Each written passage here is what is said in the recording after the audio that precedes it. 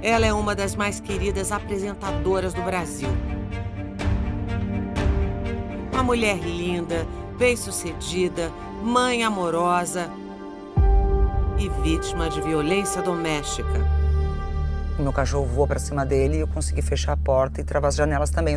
Eu tô falando da figura de um agressor, de um covarde, de um canalha que acha que tem poder e domínio sobre os outros. Ana Hickman fala pela primeira vez sobre as agressões que sofreu do marido dentro de casa. Fiquei com medo dele, com muito medo. Eu comecei a me deparar com grandes mentiras. Minha vida desmoronou. Ela abre o coração e revela com exclusividade um histórico familiar muito difícil desde a infância. Essa marca que eu tenho na minha mão foi meu pai que me deu. Você acompanha agora uma conversa franca, Bora. com muitos momentos emocionantes e surpreendentes. Ana, eu queria começar a nossa conversa já indo direto ao assunto. Eu queria saber o que de fato aconteceu naquele dia. É difícil reviver algumas coisas, mas agora dá pra falar sem chorar. Já chorei muito, acho que eu já gastei todo o meu estoque de lágrimas e principalmente eu nunca pensei que fosse ter uma montanha-russa de sentimentos, de emoções. Eu já tive alguns episódios na minha vida muito difíceis. Aliás, a minha vida tem sido feita de provações já há bastante tempo. E parece que isso não vai acabar tão cedo. Aquele dia 11, sábado, pouco depois da hora do almoço, estava tendo uma conversa com meu filho na cozinha. É uma conversa sobre algumas mudanças que provavelmente aconteceriam na nossa vida com relação à nossa casa, com relação a algumas coisas que ele está acostumado. E eu sempre tive uma conversa muito aberta com meu filho. A gente sempre conversou sobre tudo, sobre escola, sobre o dia a dia. Mas por conta desta conversa e de outras coisas que aconteceram antes, a briga começou, eu comecei a ser achincalhada pelo Alexandre. Começamos com uma briga verbal e aí tudo, infelizmente, acabou terminando do jeito que depois o Brasil descobriu. No último dia 11 de novembro, Ana foi à delegacia registrar queixa contra Alexandre por violência doméstica e lesão corporal. Houve de fato agressão? Sim.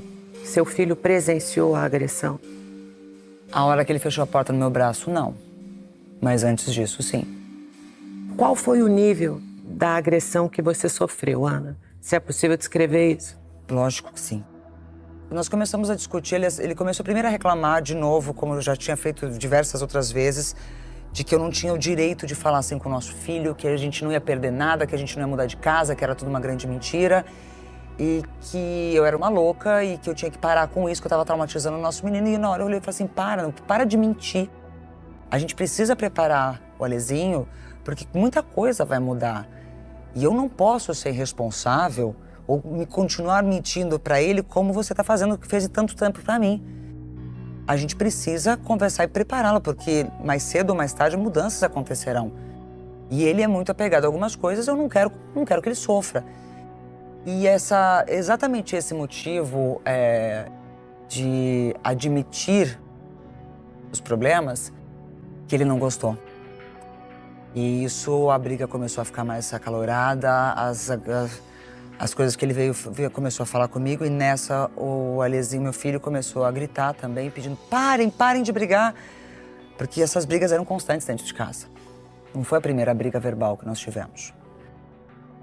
E aí o Alezinho levanta da mesa, ele corre pra piscina. Tem uma pessoa que trabalha comigo, ela vai atrás dele pra acalmá-lo e o Alexandre segue o Alezinho na parte da piscina. Tá vendo o que sua mãe tá fazendo? E continua aquele massacre de falar, sua mãe é louca, ela tem que parar com isso. Alezinho, calma, filho, vem cá. O papai vai conversar com você. Sua mãe tá mentindo, ela é louca.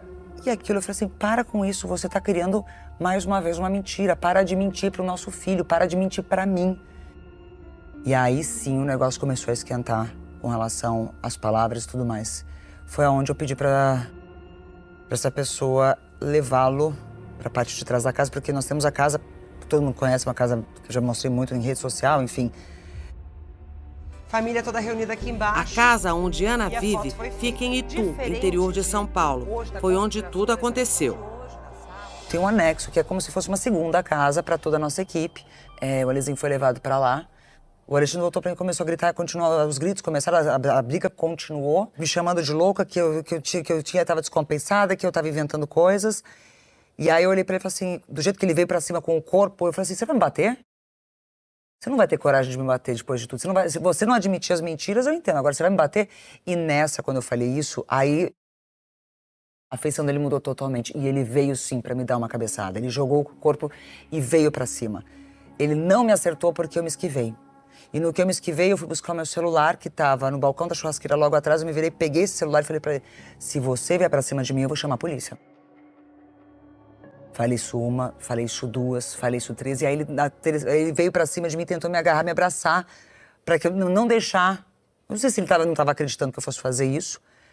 Mas ele tinha esse hábito de quando ele tava perdendo na conversa, na briga verbal, porque eram frequentes essas brigas, e vinha e me agarrava com força pra eu não sair. Porque eu falava assim, não chega perto de mim, não me encosta, não me toca.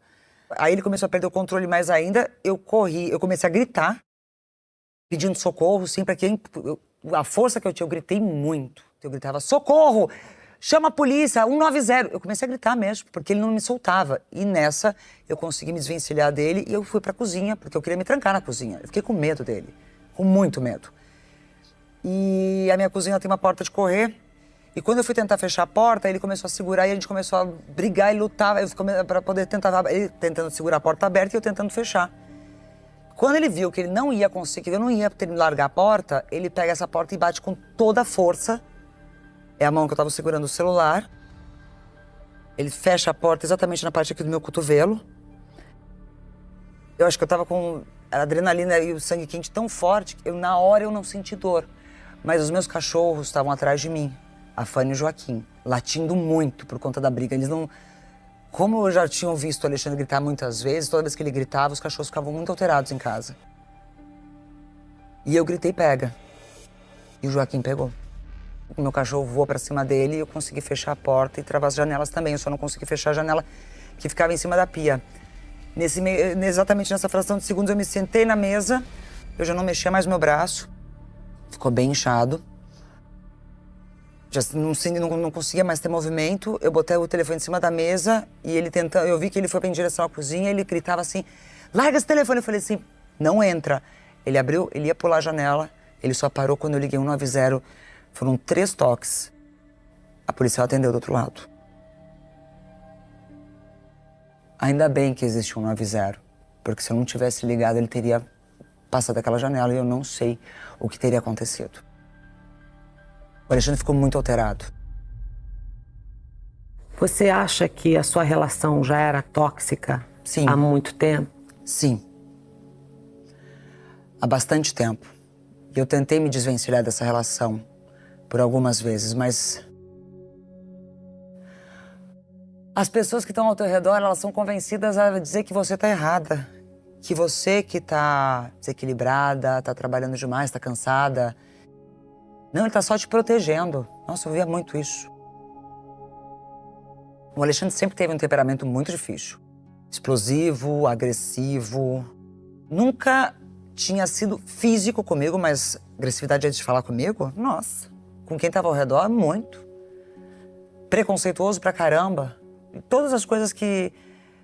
Eu acabei me acostumando a ouvir muitas coisas, as pessoas que estavam ao nosso redor também. Mas no final do ano passado isso começou a ficar pior. Ana Hickman se casou com Alexandre aos 16 anos. Ele tinha 26. São 25 anos de casamento. Mas ela diz que a relação estava muito difícil. O que é isso, filha? E aí eu fui tentar entender o que estava rolando. Só que ele não deixava transparecer e não deixava claro o que era. A não ser a partir do momento que eu no escritório começo a escutar, não, ele está preocupado com os negócios, com as dívidas. Eu falei, poxa, eu preciso saber o que está acontecendo. Vou em busca dessas informações. Ali, o que está acontecendo? A gente é um time, me fala.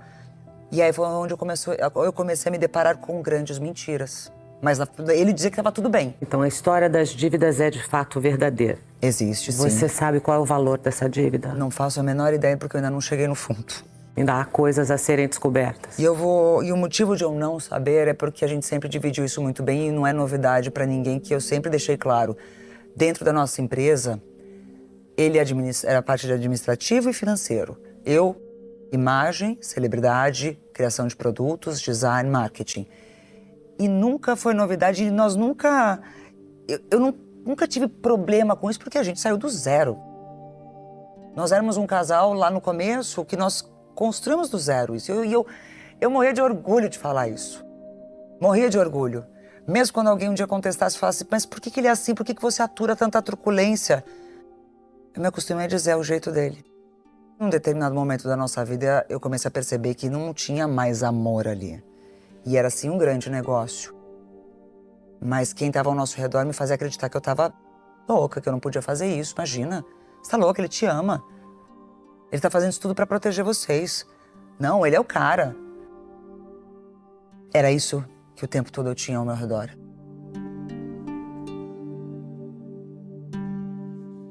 Eu sempre fui uma mulher muito forte. Mas, ao mesmo tempo, a única pessoa que eu dizia categoricamente, o único que eu confio 100% é nele. E aí acontece o quê? Quando eu chegava lá, me aproximava... Por que você não tá se cuidando? Você tá gorda? Cuidado, tá? Ninguém vai te querer velha. O tempo tá passando. Falei, poxa, Lena, o tempo passa pra todo mundo. Eu me sinto muito bem. Tá, mas ninguém quer uma Ana Hickman velha. Ninguém quer uma gorda. Tá vendo seu peso? Pelo amor de Deus, presta atenção. E ele controlava a minha agenda para qualquer coisa. Eu não tô falando só dos meus trabalhos. Ele determinava quando era o dia da academia, ele determinava quando era o médico, inclusive tava me azucrinando, me perseguindo pra parte de cirurgia plástica, porque depois que eu tive meu filho, que eu tinha que fazer isso. No dia 1º de janeiro desse ano, eu olhei para ele e falei, chega. Eu não sou um objeto. Se você quer levar isso aqui como trabalho, eu já entendi. Marido e mulher aqui não existe mais. Tirei ele do meu quarto, tirei a aliança da minha mão.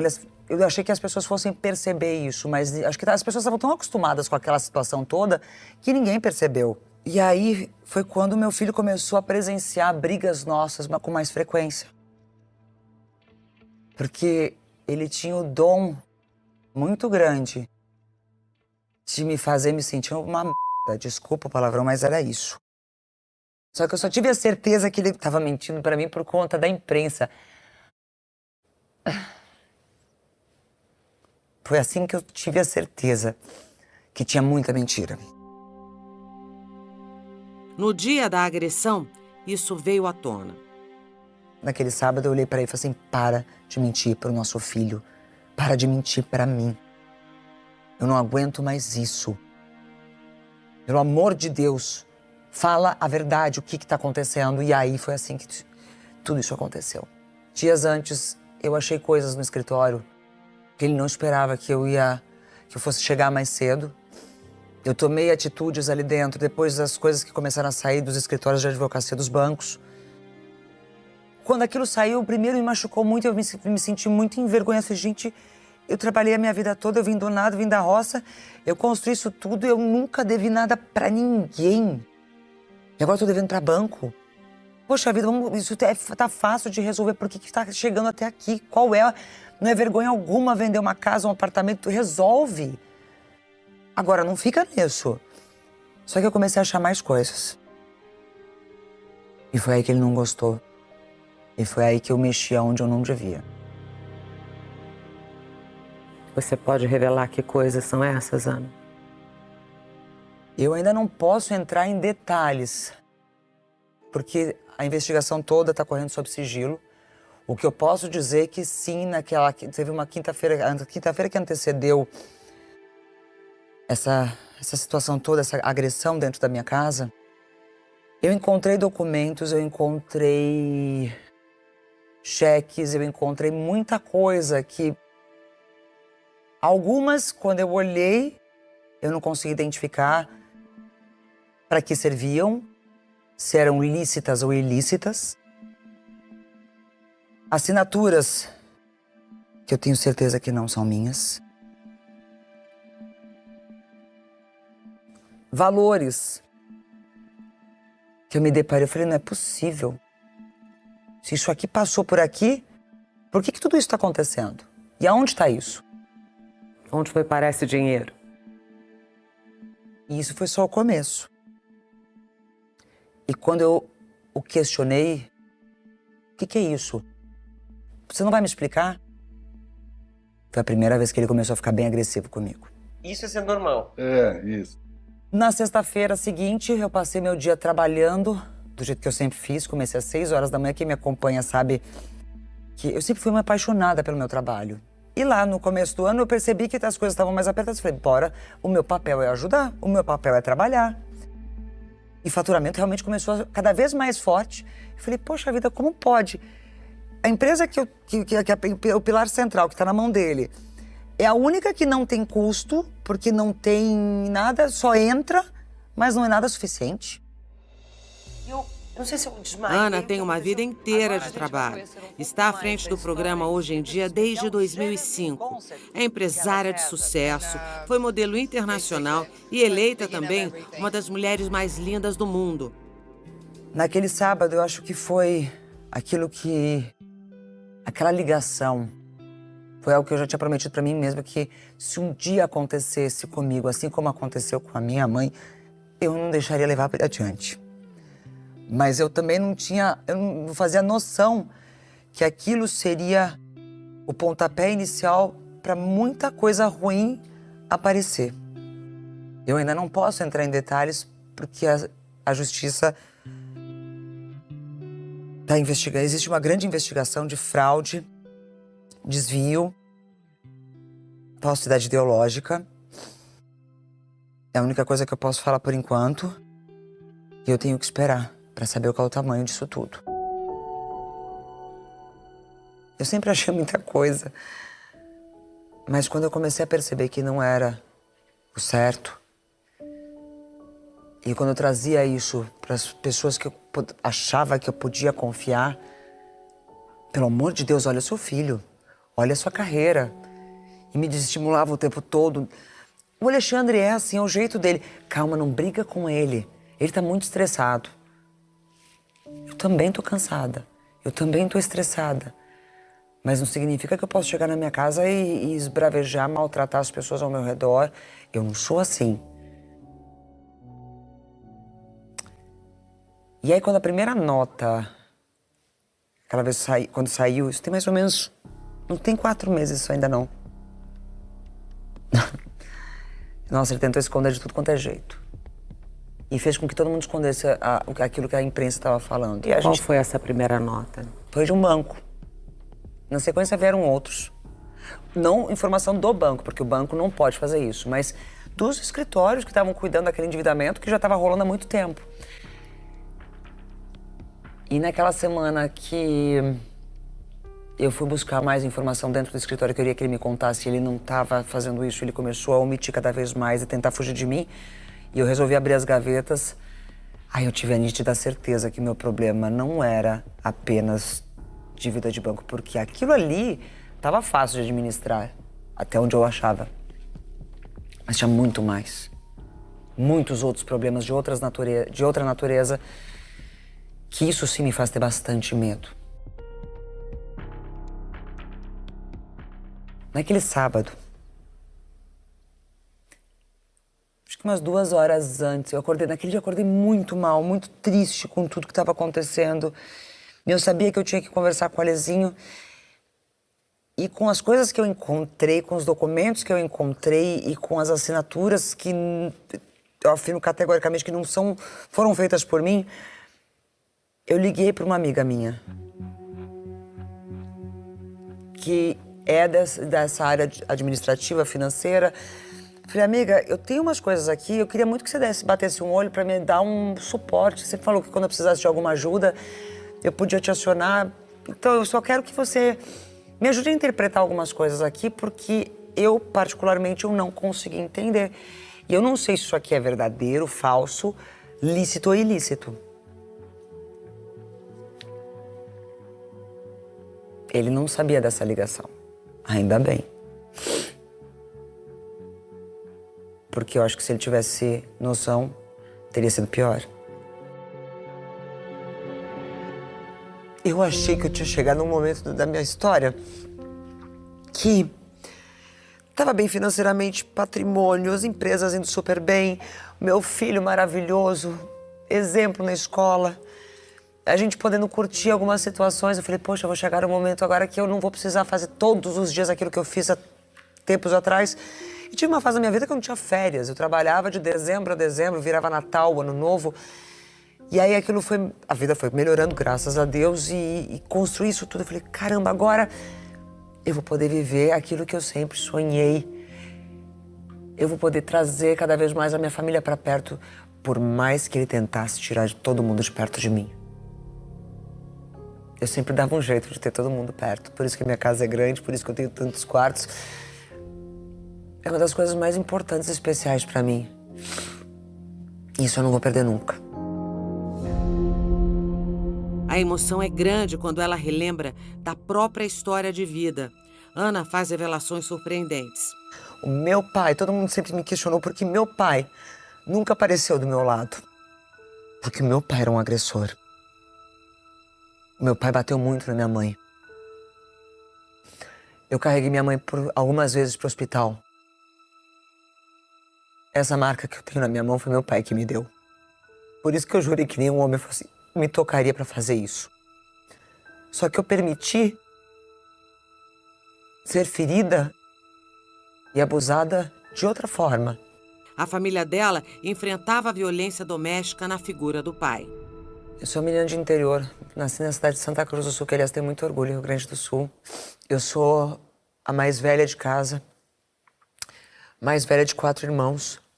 Era muito difícil como criança ter todo mundo falando o quanto meu pai era ruim, era agressivo, batia na minha mãe, o quanto ele era cruel, ruim. Até o dia que eu cheguei pro meu avô e falei assim, vô, não fala mais isso pra mim que machuca. Eu sei que ele é assim. Aquilo que meu pai fez com a minha mãe, aliás, eu prometi pra minha mãe durante muito tempo que eu nunca tocaria nesse assunto, porque eu sei que isso a machuca demais.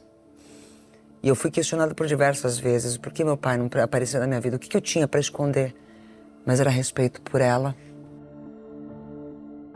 Porque ela se sentiu envergonhada, porque ela foi usada. A minha mãe só parou de aceitar esses abusos o dia que eu com 13 anos, fiz uma mochila para cada um dos meus irmãos. Peguei eles na mão e saí a pé da casa da minha mãe para casa da minha avó. E falou, mãe, se você não mandar ele embora, eu tô saindo daqui com os meus irmãos. A minha irmã tinha 1 ano e pouco, bebê de colo. Peguei todo mundo e fui embora. E eu falei que a gente não ia voltar mais para casa, porque a gente não ia passar mais por aquilo. Foi aí que ela tomou coragem para dar um basta. Ela tirou ele de casa, mas a violência não parou. Meus pais se casaram cedo, minha mãe aos 18. Segundo ela, eu nasci prematura. Na verdade, eu já estava a caminho. Mas naquela época não podia, moça, não podia ter barriga e não estar casada. Meu pai e minha mãe trataram de resolver esse assunto. Eles eram um casal muito unidos. Pelo menos eu lembro da minha infância, nós não tínhamos nada, morávamos na casa da minha avó. Quem me criou e com quem esteve do meu lado sempre, quando era minha mãe estava trabalhando, em casa, cuidando das coisas da roça, tudo, era minha bisavó e meu bisavô. E aí meu pai começou a trabalhar numa fábrica de móveis, começou a prosperar de funcionário, ele e meu tio fizeram o próprio negócio. Mas num determinado momento da vida, quando ele chegou numa estabilidade até então financeira que a gente nunca experimentou, uma chave virou. E aí ele se transformou num cara que eu não conhecia, bem agressivo. Por qualquer coisa, ele espancava a minha mãe. Por qualquer coisa, ele quebrava tudo dentro de casa. Minha mãe até descobriu traições, muitas. E ele torturava a gente psicologicamente dentro de casa. Muito. E essa marca que eu tenho na mão foi porque ele voou em cima da minha mãe com um pedaço de um sofá que ele arrancou, abriu a cabeça dela inteira e eu voei pra cima dele. Eu tinha 12 anos de idade. Era na hora do almoço, ela tava fazendo faxina em casa. Eu cheguei da escola, vi aquela cena, eu voei pra cima dele. E do jeito que eu voei, ele me arremessou, porque era um cara grande. Minha família inteira, todo meu tamanho não mente isso. Era um cara grande e forte, ele me arremessou pra cima da mesa da cozinha. E do jeito que eu caí em cima da mesa, tava cheio de prato, copos, a tampa de vidro. Aquilo estilhaçou comigo em cima. Foi a mão de Deus que não deixou me cortar inteira, que foi a única coisa que cortou. Eu abri minha mão inteira. A cicatriz presente é essa aqui. Mas eu abri minha mão toda. E ele só parou de bater na minha mão quando ele me viu sangrando. Eu lembro até hoje como ele ficou, como ele chorava e dizia: meu Deus, o que eu fiz? Foi a mesma reação que eu vi do Alexandre naquela janela, quando ele escutou a policial do outro lado falando comigo: pelo amor de Deus, o que você está fazendo? O rosto, o olhar mudou.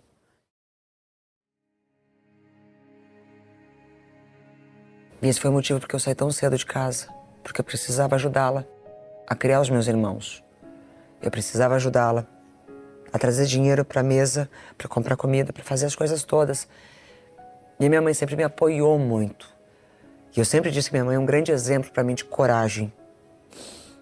Ela não tinha terminado os estudos e ela deu um jeito, ela fez supletivo, voltou a estudar. Depois de tanta coisa que ela passou, hoje tem doutorado, mestrado, é coordenadora de cursos numa universidade, é uma mulher incrível.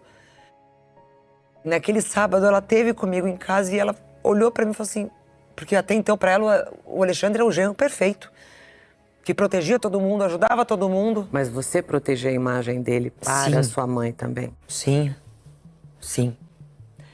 E eu olhei para minha mãe e falei: mãe, eu sentei ela na cama do meu quarto e falei: mãe, eu não posso repetir o que a senhora fez.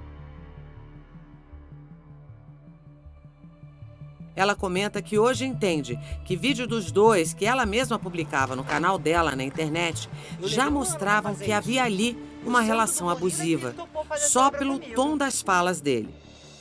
Vai, Caveira. Vamos. Não, se você me chamar de caveira de novo, eu não falo mais com você. Eu vou falar, a última vez que eu vou falar pra você. Nunca mais. Não, nunca mais eu vou ter... Deixa eu te falar só uma coisa. Agora vem a sério. Você não vai brigar comigo aqui. Primeira coisa. Não, eu não tô brigando. Ah, não? Você tá o quê? Surtando? Eu só assim, vamos lá. Fazendo chacota com relação a questões físicas, beleza, sim. Hoje você Isso tem era consciência normal. disso? E qual Ali já conselho machucava. você dá para uma mulher que passa por isso, Ana? Isso não é brincadeira. Isso não é elogio. Se o cara que fala que te ama olhar pra você e falar assim: nossa, tá gorda, hein? Tá com quantas arrobas? Escutei muito. Aliás, falava isso pra outras mulheres também, e por diversas vezes discuti com ele por isso. Falei: como você tem coragem de fazer isso? Você não pode. Isso não é justo. Você não... O cara que tá do meu lado não pode fazer isso. Não é possível. E isso tudo foi me consumindo e foi me colocando numa situação muito desconfortável, mas todo mundo ao meu redor me fazia acreditar que eu era errada. Família pra mim sempre foi a coisa mais importante dessa vida. Mas quando eu percebi que as coisas estavam erradas e que a gente corria perigo, eu não hesitei em pedir ajuda. Mesmo quando muitos, depois daquela ligação, ainda tentaram me convencer de não ir para a delegacia. No dia seguinte também. Hoje eu entendo, porque eu passei na pele o que muitas mulheres já passaram ou vão passar ainda. Agora eu entendo porque muitas chegam aí à delegacia, prestam queixa, mas depois elas voltam atrás. E não é só por medo do agressor, não. É porque as pessoas te fazem fazer isso. Pensa no seu filho. Ele é o pai do seu filho. Ele não vai fazer isso de novo. Olha o escândalo. O que todo mundo vai falar da Ana Hickman. Você acabou com a vida dele. Eu ouvi isso muito. A gente não precisa ser mulher de malandro.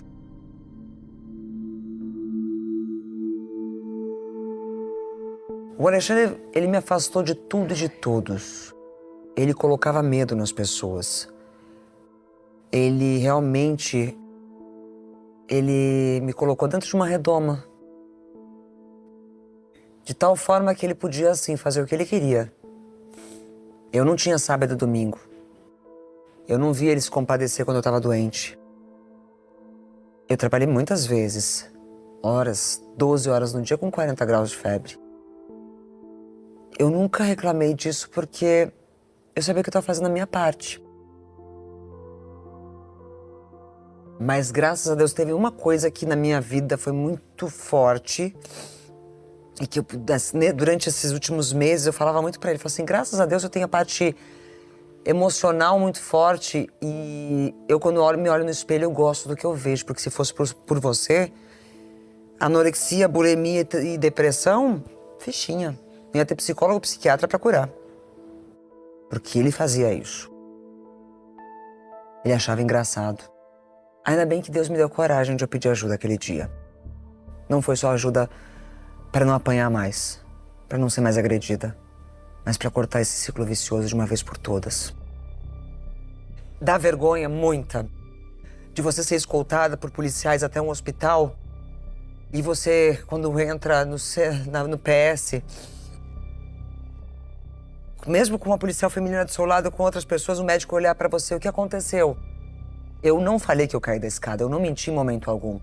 Eu mostrei meu braço e falou, isso aqui é ferimento causado por trauma de porta que foi fechada no meu braço. Fui fazer radiografia, eu não quebrei, graças a Deus, mas eu fiquei bem machucada. Sim, eu acredito Ana hoje confirma que na ida à delegacia não forte. pediu medida protetiva contra Alexandre. 2 pessoas naquele dia foram importantes para me incentivar. Um dos meus advogados que eu liguei e contei o que estava acontecendo. Ele falou assim, se você sabe que quando você entrar lá você vai fazer até o fim, né? Eu falei, eu sei. E a delegada, que esteve sentada na minha frente, que ainda insistiu para que eu pegasse a medida protetiva. E ela perguntou, você tem certeza? Eu não peguei a medida protetiva aquele dia. E hoje eu posso dizer que eu fui uma tola de não ter feito isso. Mas ainda a vergonha era tão grande. Ao mesmo tempo que eu sabia que eu tinha que fazer aquilo, eu senti muita vergonha. Eu sentada naquela cadeira dentro da delegacia, eu senti muita vergonha. E eu não sabia como eu ia voltar para casa para encontrar meu menino. Ana confirma a separação do marido. Ela entrou com pedido de divórcio na última quarta-feira. Vocês estão se divorciando de fato? Sim. Você já deu entrada? Muita gente achou que eu estava quieta desse jeito porque eu ia voltar atrás. Não. Você já deu entrada? Pela Maria da Penha. A lei está para nos proteger. Ela foi criada por conta de uma mulher que foi vítima disso. E tantas outras que também foram vítimas. Eu cansei de dar... Eu dou notícias sobre isso todos os dias dentro do Hoje em Dia. A lei é cada vez mais forte. Ela me protegeu, sim. Existem muitos gatilhos de proteção, ainda bem. Qual a diferença com um pedido de divórcio normal, Ana, e um pedido de divórcio através da Lei Maria da Penha? O pedido de separação de corpos, o divórcio litigioso, muito mais rápido. Porque fica muito claro que aquele relacionamento não pode mais existir. Porque senão ainda a gente tem que provar que aquele relacionamento ainda pode ser tentado. Não, pela Lei Maria da Penha não, é muito mais rápido. Vai mais rápido, é direto. Sim. E a gente tem que saber usar, isso vale para todas. O Ministério Público tá ali, não para mim, não para Ana Hickman, porque eu sou da televisão ou porque eu tô na mídia, não, isso serve para todas as mulheres. Para mim, para você, para qualquer pessoa que estiver aqui, para todas que passaram por isso, pela agressão física, verbal, financeira, patrimonial, psicológica. É para todas. A gente só tem que saber usar e ter a coragem. A gente tem que ter coragem. Eu sei que eu não posso mais voltar atrás. Não sou mulher de malandro. Sou eu que tô aqui machucada e fui machucada durante muito tempo. A maior preocupação de Ana é o filho Alexandre, de 10 anos. Como está seu filho, Ana? chora muito. Muito. Eu não vou falar nada pro meu filho porque eu quero que ele, quando crescer, tire suas próprias conclusões e não tenha as mesmas feridas que eu tenho, que eu carrego.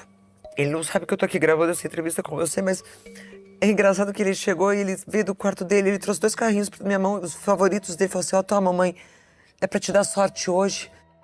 Ele sabe que vocês estão se separando, mas ele não sabe o motivo exatamente. Ele sabe que o pai e a mãe não podem mais ficar juntos. Ele percebe que havia uma relação tóxica? Ou ele Sim. percebe? Percebe.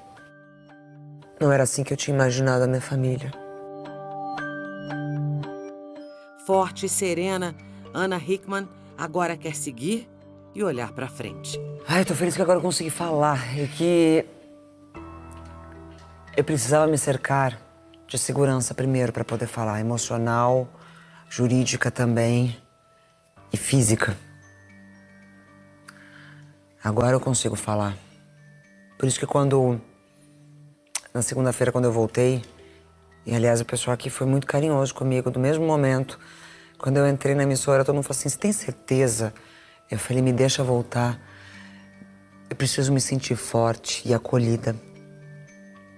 Trabalhar é bom. Muito. Trabalhar é muito bom. Mas, ao mesmo tempo, eu me senti abraçada pelas pessoas, assim, porque elas me respeitaram quando eu disse, eu não tô pronta pra falar. E agora, eu consigo. Como você pretende administrar essa situação? Essa vai ser a parte mais difícil, porque eu ainda não sei por onde recomeçar. Mas eu vou recomeçar. Eu não tenho medo do futuro. Não tenho medo de uma série de coisas, porque eu sou de família humilde, ouvindo nada. Então, se deitar, beijar o chão, arregaçar as mangas e levantar e continuar, isso eu já estou fazendo. E é isso que eu quero que todo mundo entenda, que todas nós podemos fazer isso. Sei que em algum momento mais coisas terão que ser ditas, mas eu só posso fazer isso quando a justiça provar. Mas se a minha coragem servir pelo menos para que outra também se encoraje para parar com isso, para dar um basta, eu já vou ficar feliz. Ninguém merece ser torturada, de nenhuma forma. E não estou dizendo isso para desmerecer o relacionamento, a família ou a figura do homem. Eu estou falando da figura de um agressor, de um covarde, de um canalha que acha que tem poder e domínio sobre os outros. E eu dei poder para esse canalha. Eu dei poder para esse agressor. Porque quando eu tinha 16 anos de idade e a gente estava junto, e ele falou assim, eu não sou nada, todo mundo fica falando que eu tô às suas custas. Lá atrás existia amor e eu quis apoiá-lo. E aí começamos a nossa história juntos e construímos. E aí chegamos aonde chegamos. E eu quero que as pessoas saibam que a mesma Ana verdadeira que eles sempre encontraram, que lutou pela família e acabou protegendo um relacionamento que não era de verdade. Quero que elas saibam que eu vou continuar cada vez mais verdadeira. E por ironia do destino, uma causa que eu sempre apoiei, que a causa da mulher não é de hoje. Eu tive que sentir na pele e saber que eu também fui vítima, para me dar mais vontade ainda de querer apoiar as outras e continuar lutando por isso. Eu queria muito que esse pesadelo acabasse logo, mas eu sei que não vai. Muito obrigada. Eu ainda vou contar um outro final dessa história. Obrigada mesmo. Obrigada.